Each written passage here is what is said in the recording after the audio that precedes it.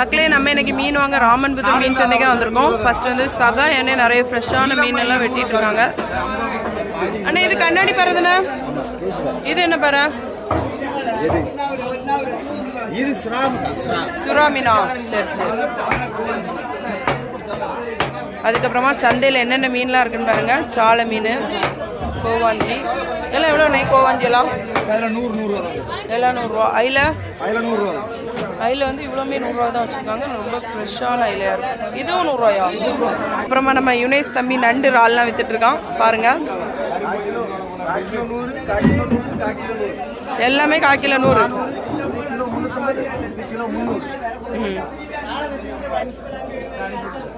அப்புறமா நம்ம அண்ணே வந்து வெலை மீன் ஐலெல்லாம் வச்சுருக்காங்க.